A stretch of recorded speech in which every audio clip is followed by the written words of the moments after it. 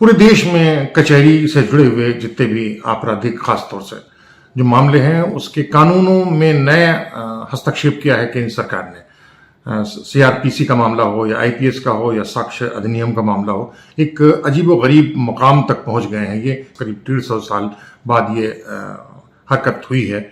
ये सकारात्मक है या नकारात्मक है, इसके निर्माण को लेकर के बड़े अजीब से सवाल खड़े हो गए हैं। हमारे साथ हैं ivy Singh ji, Lucknow high court के बड़े वकील हैं। सिंह साहब, क्या बताएंगे ये पूरा मामला क्या है? देखिए, जो आपराधिक कानून थे ये सारे के सारे अंग्रेजों के जमाने के बनाए हुए कानून थे। आपको याद होगा कि 1857 में गदर हुआ और 1857 के 3 साल के बाद 1857 के 3 साल के बाद 1860 में आईपीसी, इंडियन पीनल कोड बनाया गया, लागू किया गया। तो उस समय देश की जो परिस्थितियां थी, गुलामी थी, अलग अलग अपराध होते थे, अपराध के तरीके अलग थे, अपराध करने वाले लोगों की मानसिकता अलग थी, विचार अलग होते थे। तो उन सबको ध्यान में रखते हुए ये सारे कानून बनाए गए थे। आईपीसी की धाराओं का उसमें परिभाषित किया गया था। इसी तरह से साक्ष्य अधिनियम नियम, उस समय आपको याद होगा कि गंगा को हाथ में लेके कसम खा लेते थे, तो झूठ नहीं बोलते थे। इस तरह के बहुत सारे साक्ष्य को बहुत अच्छा साक्ष्य माना जाता था। गीता पर हाथ रखना, गीता पे हाथ रखना, जो आज भी हम कहते हैं कि गीता पर हाथ रखकर कसम खाओ। तो भारतीय साक्ष्य अधिनियम 1872 में बना। जो दंड प्रक्रिया संहिता थी वो 1974 में तो नया बना था, लेकिन उसके पहले 1800 के ही सदी में एक बार जो दंड प्रक्रिया संहिता बनाई गई थी, वो प्रक्रिया संहिता को दोबारा फिर बताया गया। तो जो परिस्थितियां उस समय थी, उन परिस्थितियों को ध्यान में देखकर उस समय कानून बनाया गया था। अब सब कुछ बदल गया है। अपराध के तरीके बदल गए हैं, अपराध करने के उपकरण और उसके जो और इक्विपमेंट्स होते हैं वो बदल गए हैं। लोगों को अपराध करने के कारण बदल गए हैं, और अपराध में जो जितनी भी साक्ष्य के तरीके हैं वो बदल गए हैं। किस तरह से लोग झूठ बोलते हैं ये बदल गए हैं। तो हर चीज को ध्यान में रखते हुए अब जब एक बार भारत स्वतंत्र हो चुका है, तो स्वतंत्र भारत को आज की परिस्थितियों को ध्यान में रखते हुए विभिन्न प्रकार के वैज्ञानिक तरीके निकल गए हैं।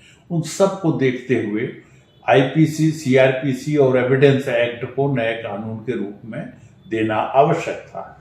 उसी आवश्यकता को देखते हुए उन्होंने नाम बदल दिया। अब उसका भारतीयकरण नाम भी कर दिया। पहले सब इंग्लिश नाम था, उनको नाम करके भारतीय नागरिक सुरक्षा संहिता, भारतीय न्याय संहिता, भारतीय साक्ष्य अधिनियम, इस तरह से इन्होंने कानून बना दिए और उसको लागू कर दिया गया। परिस्थितियों को देखते हुए सभी कानूनों में संशोधन किया गया है और संशोधन करके नए रूप से उसको लागू किया गया है। उसमें बहुत सारी अच्छाइयां भी आई हैं, जैसे कि अब आजकल मोबाइल है, मोबाइल से समन को सर्व करना या इलेक्ट्रॉनिक इक्विपमेंट के जरिए ईमेल के द्वारा समन सर्व करना, नोटिस भेजना, इन सब की वैधता बना दी गई है। तो ये सब चीजें अब आवश्यक हो गई थी, इसलिए जरूरी किया गया है। इसी की तरह से छोटे कानूनों की संख्या इतनी ज्यादा बढ़ गई है कि छोटे छोटे कोर्टों में जाइए, जिलों में जाइए, तो 18 आदमी बैठ करके कंप्लेंट से लिखा करता है। कंप्लेंटें फर्जी फाइल हो रही हैं, लोग हरेस किए जा रहे हैं। सारे गवर्नमेंट की उसमें यूनिट लगा दी जाती है कि समन सर्व करो, पकड़ के लाओ, ये करो, वो करो। उसमें थोड़ा सा कम करने की प्रक्रिया ये बनाई गई कि अगर 3 साल से कम की सजा के बारे में कोई एफआईआर रजिस्टर की जाती है या आती है, तो दरोगा को जरूरी नहीं कि उसको FIR रजिस्टर कर ले, वो उसकी प्रिलिमिनरी इंक्वायरी करेगा और अगर पाएगा कि ये बात सच है तब वो अपना FIR दर्ज करके मुकदमा बढ़ाएगा, अन्यथा नहीं बढ़ाएगा। फिर उसी तरह से 3 साल से कम की सजा में अगर लोगों को सजा भी दी जाती है तो जेल भरे होते हैं। बहुत से लोगों को जेल भेज दिया जाता है, सजा 3 साल के अंदर क्यों नहीं है। लोगों को सरकारी खर्चे के ऊपर रखा जाता है, उनको सुरक्षा प्रदान की जाती है। तो अब कम्युनिटी सर्विस का एक प्राविधान लगाया गया कि सजा के तौर पर कम्युनिटी सर्विस का आप जाकर के कम्युनिटी सर्विस करिए। पढ़े लिखे हैं तो उनको आदेश हो जाएगा कि वो जाकर के कहीं टीचिंग का काम करें या फिर और से बहुत सारे काम हैं। बेहतर होता है कि कम्युनिटी सर्विस को डिफाइन कर दिया जाता है कि क्या क्या कम्युनिटी सर्विस होगा और कैसे किया जाएगा। तो इसमें नहीं किया इन्होंने, इसको नहीं किया, डिफाइन नहीं किया, उसकी प्रक्रिया नहीं बनाई कि कम्युनिटी सर्विस की प्रक्रिया क्या होगी।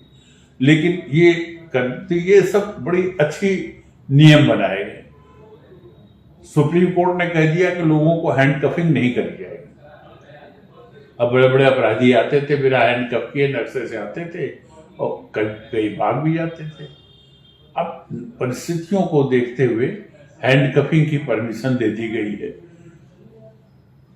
जो समन्स और वारंट सर्व करने के तरीके दिए गए हैं वो सब समन्स को सर्व करना जरूरी नहीं कि कोर्ट की मोहर लगा के वो भेजा जाए और सिपाही लेके जाए और सिपाही उनको सर्व करे। अब वो सर्विस जो है ईमेल से भी हो सकता है, व्हाट्सएप से भी हो सकता है, किसी से भी सर्विस हो सकता है। साक्ष्य को रिकॉर्ड करने की जैसी बात थी, मालूम हुआ गवाह नहीं आ रहा है, कलकत्ता पड़ा है, कलकत्ता से चला आ रहा है, लखनऊ आया, लखनऊ आने के बाद उसकी गवाही नहीं हुई, फिर चला जा रहा है, फिर अगली पेशी को आ रहा है। तो ये कर दिया गया है कि आपके साक्ष्य वीडियो कॉन्फ्रेंसिंग या इलेक्ट्रॉनिक माध्यम से भी साक्ष्य रिकॉर्ड किया जा सकता है। तो ये सब चीजें आवश्यक थी जो कि लागू कर दिया गया। इसमें और कोई नकारात्मक चीजें आप देख रहे हैं जिसको लेके विपक्ष बोल रहा है? देखिए, नकारात्मक तो है। नकारात्मक ये है कि सबसे बड़ी चीज होनी चाहिए थी जो अकाउंटेबिलिटी होनी चाहिए थी। अगर किसी मुलजिम को यह पाया जाए कि ये मुलजिम दोषी था और उसको इसलिए छोड़ दिया गया कि दरोगा जी ने जो जांच की थी उसमें अपनी जांच में कुछ कमियां ऐसी रख दी जिसकी वजह से छोड़ दिया गया, तो ऐसी स्थिति में दरोगा जी को सजा देनी चाहिए। अकाउंटेबिलिटी होनी चाहिए। या ऐसे केस में जहां पर ये स्पष्ट लगे कि दरोगा ने जानबूझ के इसको गलत फंसाया है, तो ऐसे केस में अगर कोर्ट जब रिकॉर्ड करती है तो दरोगा को कोई पनिशमेंट मिलना चाहिए। ये अकाउंटेबिलिटी फिक्स करने की अगर जिम्मेदारी हो जाती तो शायद बहुत सारे अपराध कम हो जाते। 2-3 सवाल और भी हैं। हाँ। जैसे आपने कहा कि जो नाम किया CRPC और IPC का जो किया है वो उसका हिंदीकरण कर दिया है उन्होंने, कर रहे हैं, चाहे खासतौर से दक्षिण के तमिलनाडु वगैरह, केरल वगैरह उस नाम पर एतराज कर रहे हैं, उधर पूर्वोत्तर के सभी लोग उस पर एतराज कर रहे हैं। तो ये उन पर थोपने जैसा लग रहा है कि उनका कहना है कि IPC हम बेहतर समझ सकते हैं, उसको हम नहीं समझ पाएंगे। पहली बात। दूसरी बात ये कि कई सवाल इस तरीके से उठ रहे हैं कि जो पहले पैरोल देने का 15 दिन का प्रोविजन हुआ करता था उसको 60 दिन कर दिया गया है। उससे भयानक उत्पीड़न की आशंका महसूस की जा रही है और एक पुलिस राज के तौर पर इसको देखा जा रहा है, थोपा जा रहा है। आपको कैसा लगता है? देखिए, पुलिस राज की जहां तक बात है, मैंने कहा ना कि अगर आप अकाउंटेबिलिटी फिक्स करने की जिम्मेदारी लगा देंगे ना तो पुलिस का राज खत्म हो जाएगा। पुलिस को हमारे लिए इसीलिए होता है कि पुलिस वाला किसी गलत आदमी को फंसा देता है या किसी सही आदमी को हेल्प करके छुड़वा देता है तो उसका कुछ नहीं होता। सामान्य तौर पर यही पुलिस वाले भी कहते हैं कि हमारे पास फोर्स नहीं है, बहुत कम है हमारे पास, और उन्हें लॉ एंड ऑर्डर देखना पड़ता है, विवेचना करना पड़ता है, उतना हम कर पाएंगे। जो काम वो करते हैं वो तो सही करें। अच्छा, जिस मुकदमे में उन्होंने किया है वो तो सही करें। ये कौन सा बहाना है कि हम आपको दर्जे का काम करना? ठीक है। तो एक प्रश्न यहाँ एक पुलिस एक जो प्रकाश सिंह साहब की रिट पिटीशन फाइल हुई थी 2006 में, जिसमें कि सुप्रीम कोर्ट ने बार बार कहा कि आप पुलिस एक्ट में सुधार करिए आप लॉ एंड ऑर्डर की पुलिस अलग रखिए और इन्वेस्टिगेटिंग एजेंसी आप अलग बनाइए।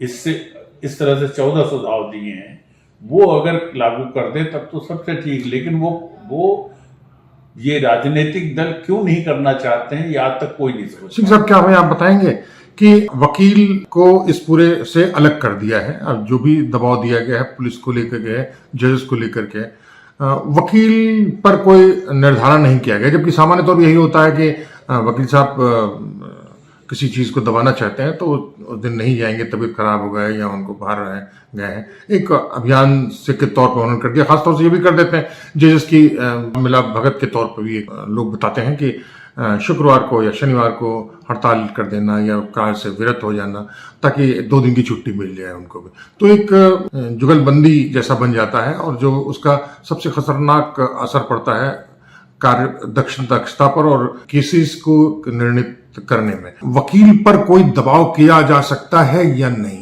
देखिए, कानून जो अब बनाया है वो ये बनाया है कि जब चार्जशीट फाइल हो जाएगा तो चार्जशीट फाइल होने के 60 दिन के अंदर जी। आपको चार्ज फ्रेम कर देना है। हमारा प्रश्न बचा हुआ है, अभी मैं जवाब दे रहा हूं।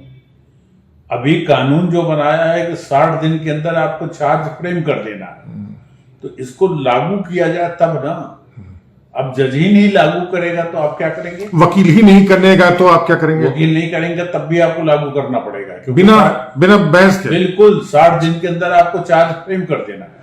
तो क्या अधूरा नहीं रह जाएगा न्याय? अधूरा क्यों रह जाएगा? वकील साहब नहीं आते तो क्या जज साहब उनके घर पे न्योता देने जाएंगे कि आप आइए, हम चार्ज फ्रेम करने जा रहे हैं? कानून में जब कर दिया कि 60 दिन के अंदर चार्ज फ्रेम करना है तो फ्रेम करिए। क्या हमें बताएंगे? एक चीज और भी है, ये जो चार्ज फ्रेम करने का जो है ये बड़ा इंपॉर्टेंट स्टेज होता है। चार्ज के ऊपर फ्रेम होगा कि नहीं होगा इसको और भी व्यापक बनाना चाहिए। जैसे जो झूठे मुकदमे आते हैं उन मुकदमों को चार्ज के स्टेज पे ही खत्म कर देना चाहिए। इसके लिए मजिस्ट्रेट को, जजेस को और भी ज्यादा पावर देना चाहिए था। यह एक कमी बहुत इंपॉर्टेंट है। इसको थोड़ा व्याख्यायित कीजिए। जैसे कि एक चार्जशीट ऐसी फाइल कर दी जिसमें कि ऐसा प्रतीत होता है कि झूठी चार्जशीट है, मुकदमा कुछ होगा नहीं इसमें ट्रायल में छूट जाएगा। लेकिन आज का जो कानून है, वर्तमान कानून है, इसमें मुकदमा चलेगा ही चलेगा। ऐसा प्रतीत होता हो कि इस आदमी ने क्राइम किया है तो मुकदमा चलाइए। तो इस प्रतीत होता है शब्द को खत्म करके आपको अगर लगे कि साहब इसमें ऐसा प्रतीत होता है कि इस मुकदमे में छूट जाएगा तो आप उसको खत्म करिए।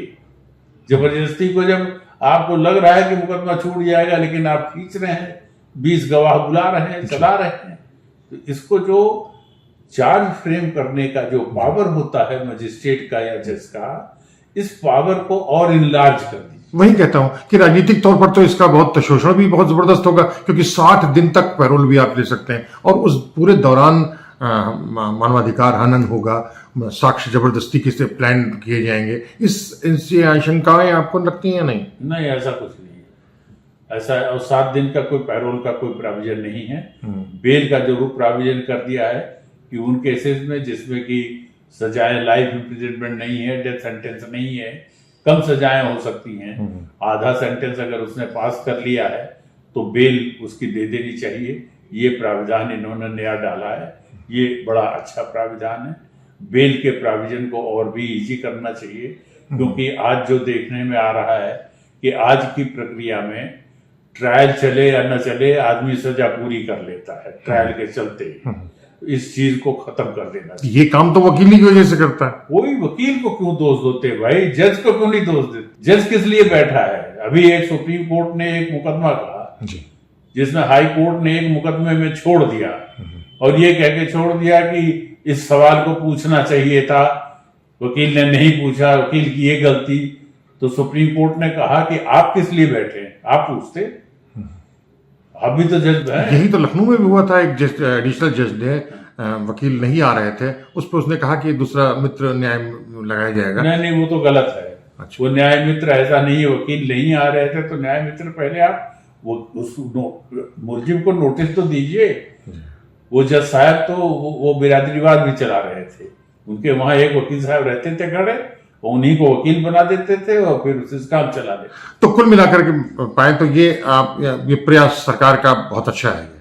बहुत अच्छा तो नहीं है, हाँ। लेकिन ठीक है, थोड़ा सा कुछ ठीक है, थोड़ा सा ठीक हुआ है, बहुत ज्यादा ठीक नहीं हुआ है। तो ये है IB सिंह जी। IB सिंह जी कहने की जरूरत नहीं है, वकील हैं, बहुत अच्छे, क्रिमिनल के बहुत अच्छे हैं और IPC, CRPC और साक्ष्य को बहुत अच्छी तरह समझते हैं। उनका मानना है कि बहुत अच्छा तो नहीं होने वाला है, लेकिन कुछ न होने से कुछ होना बेहतर है और इसी प्रयास में इस नए संशोधनों को देखा जा सकता है। तो अगली बार फिर किसी दूसरे मसले पर, किसी दूसरे स्थान पर और किसी दूसरे लोगों के साथ हम फिर हाजिर होंगे। तब तक दौलत कुमार सूर्य को इजाजत दीजिए।